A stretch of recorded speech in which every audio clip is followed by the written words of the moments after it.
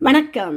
தமிழாளி தொலைக்காட்சி செய்திகள் வாசிப்பவர் கமலா ஜெகதீஸ்வரன். முதலில் தலைப்புச் செய்திகள். மொன்றியால் தமிழாளி தொலைக்காட்சியின் இசைக்களம் 100வது வெற்றி விழா. கனடா கியூபெக் மொன்றியாலில் திருமுருகன் கோவில் கொடியேற்றம். கோன்வால் சிவன் கோயில் திருவிழா 2026. கனடா கியூபெக் வெல்முரன் முருகன் கோவில் தேர் திருவிழா 2026. கனடா தமிழாளி பேரவை அவர்களின் தலைமையில் மிருதங்க அரங்கேற்றம். ஜனாதிபதி அனுராவின் அதிரடி அறிவிப்பு உண்மையை அம்பலப்படுத்தினால் விடுதலை. வடக்கின் பொருளாதார வளர்ச்சிக்கு புதிய வாய்ப்புகளை உருவாக்கப் போகும் முக்கிய மைக்கேல். வட மாகாண ஆளுநர். கொழும்பை உலுக்கிய படுகொலை பிரான்சில் இருந்து தீட்டப்பட்ட திட்டம். போலீசார் வெளியிட்டுள்ள தகவல்கள்.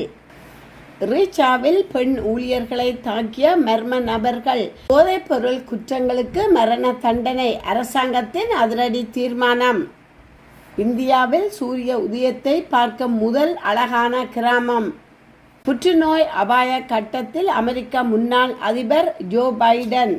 பாரிஸில் மின்சார ஸ்கூட்டர் பயணிகளுக்கு புதிய பாதுகாப்பு விதிகள் அமுல்.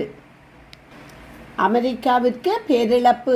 அதிநவீன ட்ரோன்களை இழந்தது. இனி தொடர்கிறது விரிவான செய்திகள்.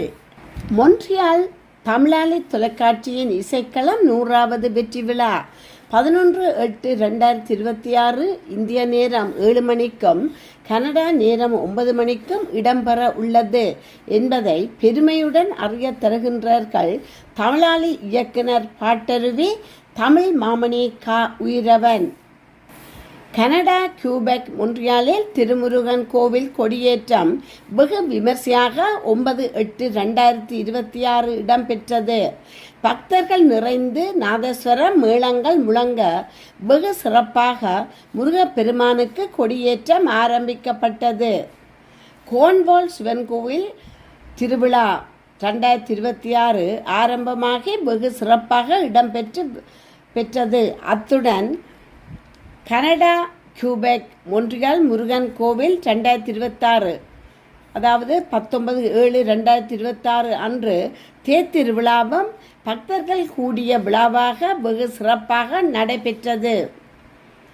கனடா தமிழாளி பேரவை அவர்களின் தலைமையில் மிருதங்க அரங்கேற்றம் அழகுடன் நடாத்தி வரும் பாட்டருவி தமிழ் மாமணி கா உயிரவன் அவர்களது தம்பியின் மகனான செல்வன் கங்கதர கீர்த்தி சதுரன் அவர்களது மிருதங்க அரங்கேற்றம் 27/8/2026 கானலயா நுண்கலை பயிலகம் அவர்களால் அரங்கேற்றம் நிகழ இருப்பதால் சதுரன் அவர்களுக்கு உங்கள் அன்பான வாழ்த்துக்களை அனுப்பி வைக்குமாறு கேட்டுக்கொள்கின்றார் உங்கள் கா உயிரவன் தமிழர் கனடா தமிழாளி பேரவை.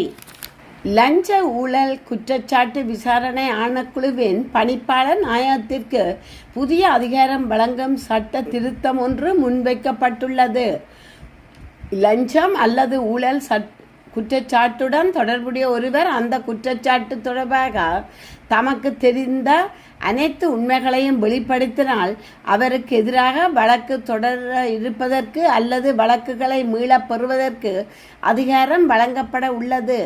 இந்த திருத்தமானது 2023 ஆண்டின் 9ஆம் இலக்க ஊழல் தடுப்பு சட்டத்தை திருத்துவதற்கு ஜனாதிபதி அனுர குமார திசநாயக்காவின் பணிப்புரைக்கமைய வெளிப்படுத்தப்பட்டுள்ள சட்டமூலத்தில் உள்ளடக்கப்பட்டுள்ளது. திருத்தங்களுக்கு அமைய இதுவரை மேல் நீதிமன்ற வழக்குகள் தொடர்பாக மட்டும் காணப்பட்ட அதிகாரம் விரிவுபடுத்தப்பட்டு நீதிவான் நீதிமன்றத்தில் தாக்கல் செய்யப்பட்டுள்ளன. வழக்குகளை மீளப் பெறுவதற்கு பணிப்பாளர் நாயகத்திற்கு அதிகாரம் கிடைக்கும். அத்துடன் ஊழல் மூலம் பெறப்பட்ட அல்லது ஊழல் மூலம் வேறு வழிகளில் மாற்றப்பட்ட சொத்துக்களின் மதிப்பினை அறிவிட்டு கொள்ள நடவடிக்கை எடுக்கப்படும். மேலும் ஊழல் மூலம் பெறப்பட்ட பதவிகள் சலுகைகள் நன்மைகள் அல்லது பிற லாபங்கள் என்பவற்றை குற்றவாளியாக தீர்மானிக்கப்படும் நாளில் இருந்து சட்டவிரோதமாக கருதுவதற்கும் இத்திருத்தங்கள் மூலம் பரிந்துரை செய்யப்பட்டுள்ளது. இது தவிர மாகாண அரச சேவையின் அதிகாரிகளும் போலீஸ் அதிகாரிகளும் நிரந்தர அல்லது தற்காலிக அடிப்படையில் லஞ்சம் அல்லது ஊழல் குற்றச்சாட்டு விசாரணை ஆணைக்குழுவில் இணைக்கப்படுவதற்கான ஏற்பாடுகளும் இத்திருத்தங்களில் உள்ளடக்கப்பட்டுள்ளன. வட மாகாணத்தின் ஏற்றுமதி மற்றும் இறக்குமதி வர்த்தகத்தை புதிய உயரத்துக்கு கொண்டு செல்லும் முக்கிய மைல்கல்லாக ஸ்மார்ட் மரைன் லங்கா நிறுவனத்தின் யாழ்ப்பாண கிளை அலுவலகம் அமைவதாக வட மாகாண ஆளுநர் நாவண்ணா வேதநாயகன் தெரிவித்துள்ளார். வட மாகாணத்தின் உற்பத்தியாளர்கள், விவசாயிகள், தொழில் முனைவோர் மற்றும் ஏற்றுமதியாளர்களுக்கு உலகளாவிய கப்பல் போக்குவரத்து மற்றும் தளவாட சேவைகளை நெருக்கமாக கொண்டு வரும் இந்த முயற்சி வடக்கின் பொருளாதார வளர்ச்சிக்கு புதிய வாய்ப்புகளை உருவாக்கும் எனவும் அவர் குறிப்பிட்டுள்ளார். ஸ்மார்ட் மரைன் லங்கா நிறுவனம் தனது யாழ்ப்பாண கிளை அலுவலகத்தை இன்று 10/8/2026 யாழ்ப்பாணம் கண்டி வீதியில் அமைந்துள்ள தேசிய வீடமைப்பு அபிவிருத்தி அதிகார சபை செயலகத்தின் முதலாம் மாடியில் வடக்கு ஏற்றுமதியாளர் சம்மேளனத்தின் ஒத்துழைப்புடன் ஆரம்பிக்கப்பட்டது. இந்த நிகழ்வில் கலந்து கொண்டு கருத்து தெரிவிக்கும் போதே ஆளுநர் இந்த விடயத்தை தெரிவித்துள்ளார். கிளிநொச்சி இயக்கச்சியில் அமைந்துள்ள ரீச்சா பண்ணையில் நடைபெறவிருந்த மாபெரும் உணவு திருவிழா இடைநிறுத்தப்படுவதற்கான காரணத்தை நிர்வாகத் தலைவர் கந்தையா பாஸ்கரன் தெரிவித்துள்ளார். மாபெரும் உணவு திருவிழா கடந்த ஒரு மாதத்திற்கு முன்னரே திட்டமிடப்பட்ட ஊடகங்கள் வாயிலாகவும் பரவலாக விளம்பரப்படுத்தப்பட்டிருந்தது. இதன்படி கடந்த 7, 8, 9 மற்றும் 10 தேதிகளில் 4 நாட்கள் உணவு திருவிழா நடைபெறவிருந்தது. எனினும் கடந்த சனிக்கிழமை ஏற்பட்ட குழப்ப நிலை காரணமாக குறித்த உணவு திருவிழா இடைநிறுத்தப்பட்டதாக நிர்வாகம் தெரிவித்துள்ளது. உணவு திருவிழாவில் பங்கேற்பதற்காக வெளிநாடுகள் மற்றும் நாட்டின் பல்வேறு பகுதிகளிலிருந்து வருகை தந்தவர்களுக்கு செலுத்தப்பட்ட பணம் மீள வழங்கப்படும் என அறிவிக்கப்பட்டுள்ளது. மேலும் குறித்த குழப்ப நிலையை ஏற்படுத்தியவர்கள் எதிர்காலத்தில் இதுபோன்ற செயல்பாடுகளில் ஈடுபடுவதை தவிர்க்குமாறும் நிர்வாகம் கேட்டுக்கொள்ளப்பட்டுள்ளது. இந்த விடயம் தொடர்பில் பொதுமக்களுக்கு தெளிவான விளக்கத்தை ரீச்சா பண்ணையின் நிர்வாகத் தலைவர் கந்தையா பாஸ்கரன் காணொலி ஒன்றின் மூலம் தெரிவித்துள்ளார். அமெரிக்கா மற்றும் ஈரான் படைகளுக்கு இடையேயான தற்காலிக போர் நிறுத்த ஒப்பந்தம் முறிந்ததை தொடர்ந்து இரு நாடுகளுக்கும் இடையேயான போர் உச்சகட்டத்தை எட்டியுள்ளது. இன்று திங்கட்கிழமை தொடர்ச்சியாக 9வது நாளாக ஈரானிய நகரங்களை குறிவைத்து அமெரிக்கா படைகள் ஏவுகணை தாக்குதல்களை நடத்தியுள்ளன. இதற்கிடையே உலகின் மிக முக்கிய கடல் வழி தடமான ஹோர்மோஸ் நீரிணையில் 2 எண்ணெய் கப்பல்கள் வெடித்து சிதறி செயலிழந்துள்ளதாக ஈரான் அறிவித்துள்ளதால் உலக அளவில் பெரும் பதற்றத்தை ஏற்படுத்தியுள்ளது. ஈரானின் முக்கிய நகரங்களான தப்ரிஸ், சபாஹர், ஹொனரக், பந்தர் மார்ஷஹர் மற்றும் பந்தர் இமாம் குமேனி ஆகிய பகுதிகளில் அதிகாலையில் அமெரிக்க ஏவுகணைகள் தாக்கியதாக ஈரானிய ஊடகங்கள் தெரிவித்துள்ளன. வணிக கப்பல்கள் மீதான ஈரானின் தாக்குதல்கள் திறனை அளிப்பதற்காக இந்த புதிய அலை தாக்குதல்கள் நடத்தப்பட்டுள்ளதாக அமெரிக்க மத்திய கட்டளையகம் தெரிவித்துள்ளது. சர்வதேச கடல் வழி தடங்களை ஈரான் கட்டுப்படுத்த நினைக்கும் வரை அமெரிக்காவின் இந்த பதிலடி தொடரும் என்று அமெரிக்க வெளியுறவுத்துறை அமைச்சர் மார்க்கோ ரூபியோ திட்டவட்டமாக தெரிவித்துள்ளார். இதேவேளை இந்த மோதலின் எதிரொலியாக பஹ்ரைன் நாட்டில் வான்வெளி தாக்குதலுக்கான அபாய சங்குகள் ஒலிக்கப்பட்டன. மேலும் ஈரான் அனுப்பிய அச்சுறுத்தல் தரும் ட்ரோன்களை தங்கள் நாட்டு இராணுவம் இடைமறித்து அளித்துள்ளதாக குவைத் அறிவித்துள்ளது. அமெரிக்காவின் தாக்குதலுக்கு பதிலடியாக ஜோர்டானில் உள்ள அகபா விமான நிலையம், குவைத்தில் உள்ள அல் அதிரி முகாம், அலி அல் சலீம் விமான தளம் மற்றும் சிரியாவில் உள்ள அமெரிக்க இராணுவ முகாம்களை குறிவைத்து தங்களது புரட்சிகர காவல் படை பயங்கர பாலிஸ்டிக் ஏவுகணைகளை வீசி தாக்கியதாக ஈரான் தெரிவித்துள்ளது. மேலும் குவைத்தில் உள்ள முக்கிய குடிநீர் சுத்திகரிப்பு நிலையம் ஒன்றின் மீது ஈரான் நடத்திய தாக்குதலில் அங்கு கடுமையான தீ விபத்து ஏற்பட்டுள்ளது. அமெரிக்க இராணுவத்தின் வழிகாட்டுதலின்படி ஆபத்தான கடல் வழித்தடத்தை பயன்படுத்த முயன்ற 2 எண்ணெய் சுத்திகரிப்பு கப்பல்கள் வெடித்து சிதறிய நகர முடியாமல் கடலிலேயே முடங்கி உள்ளதாக ஈரானிய படை தெரிவித்துள்ளது. அமெரிக்காவின் ஆக்கிரமிப்பு தொடரும் வரை இந்த ஹோர்மோஸ் நீரிணை வழித்தடத்தில் ஒரு சொட்டு எண்ணெய் அல்லது எரிவாயு கூட பாதுகாப்பாக செல்ல முடியாது என்று ஈரான் எச்சரித்துள்ளது. இந்த பதற்றமான சூழலால் ஹோர்மோஸ் நீரிணை வழியாக செல்லும் கப்பல்களின் எண்ணிக்கை பாதியாக குறைந்துள்ளது. இதனால் உலக சந்தையில் கச்சா எண்ணெய் விலை 2% உயர்ந்து ஒரு பெரல் $90க்கும் அதிகமாக விற்பனையாகி வருகிறது. ஈரானின் வடக்கு பகுதியில் உள்ள அமெரிக்க இராணுவ முகாமில் வீழ்த்தப்பட்ட ஈரானிய ட்ரோன் ஒன்றை செயலிழக்க வைக்கும் போது ஏற்பட்ட வெடிவிபத்தில் அமெரிக்க வீரர் ஒருவர் சனிக்கிழமை உயிரிழந்தார். இதன் மூலம் இந்த போர் தொடங்கியதில் இருந்து இதுவரை உயிரிழந்த அமெரிக்க இராணுவ வீரர்களின் எண்ணிக்கை 17ஆக உயர்ந்துள்ளது. மேலும் 420க்கும் மேற்பட்ட வீரர்கள் காயமடைந்துள்ளனர்.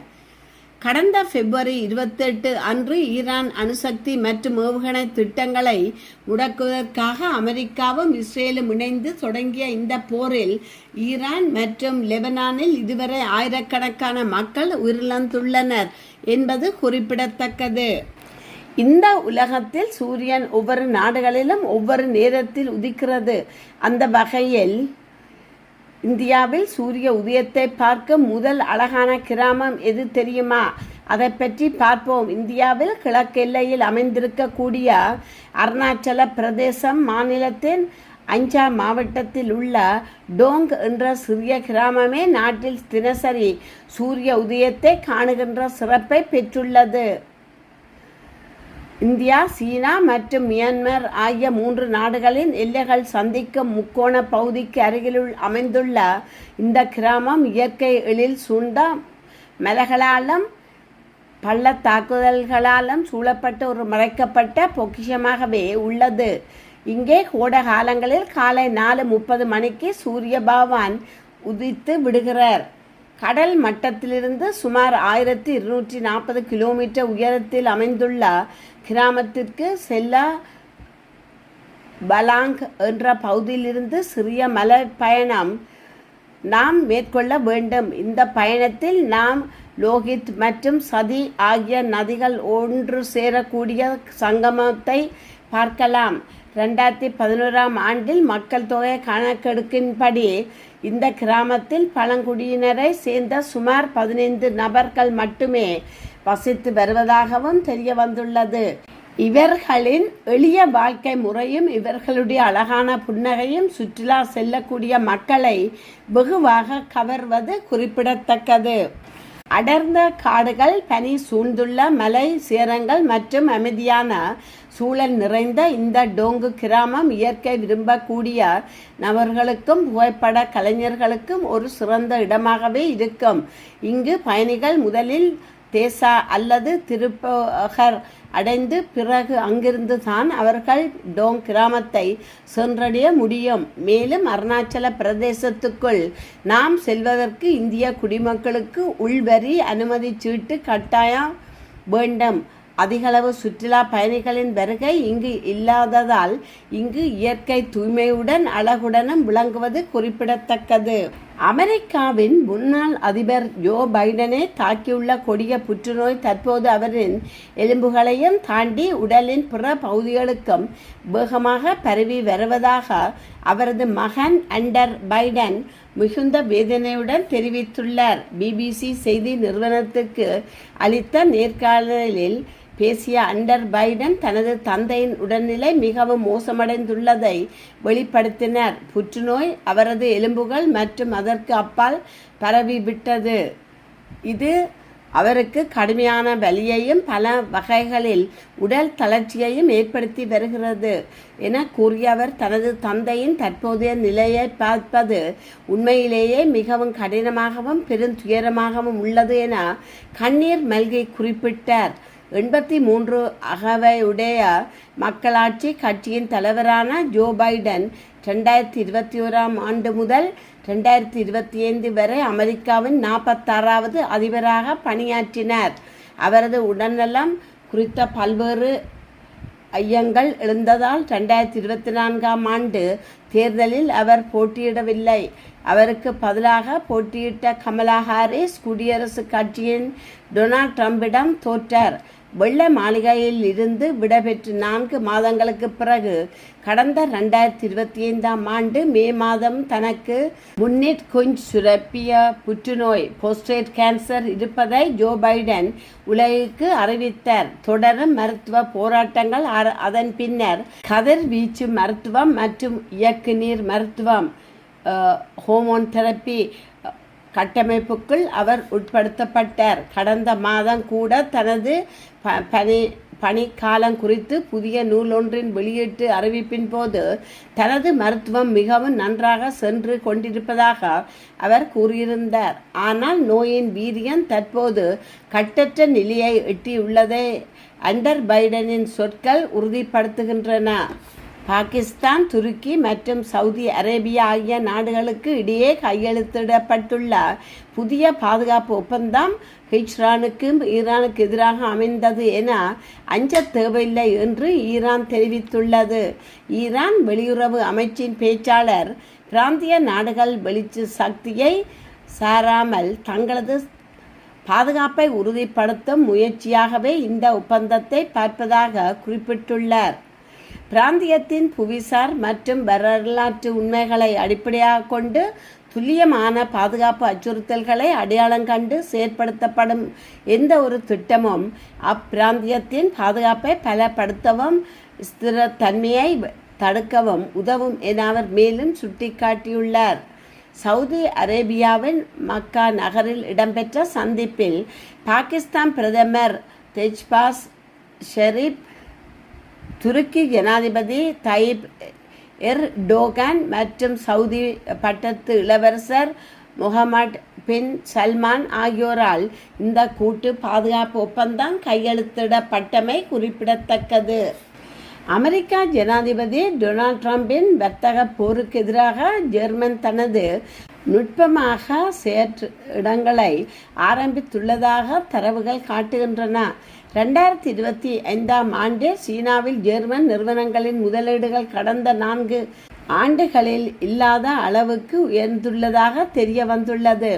அமெரிக்க ஜனாதிபதி டொனால்ட் ட்ரம்பின் வர்த்தக கொள்கை அழுத்தங்களால் பல ஐரோப்பிய அரசாங்கங்களை வேறு நாடுகளில் வணிக உறவுகளை அதிகரிக்க தள்ளுகிறது என்பதை இது கோடிட்டு காட்டுகிறது.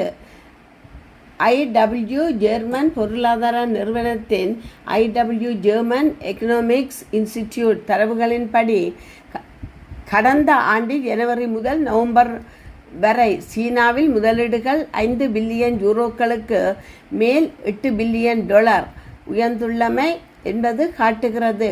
இது 2024 மற்றும் 2023 4.5 பில்லியன் யூரோக்களில் இருந்து 55.5% அதிகமாகும்.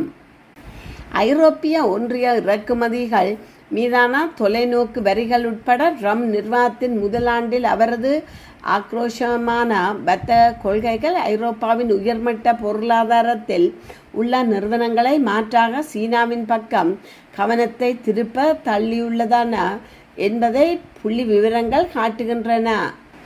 அமெரிக்கா விமானப்படையின் அதிநவீன ட்ரோன் விழுந்து விபத்துக்குள்ளாகியுள்ளதாக தகவல்கள் வெளியாகி உள்ளன.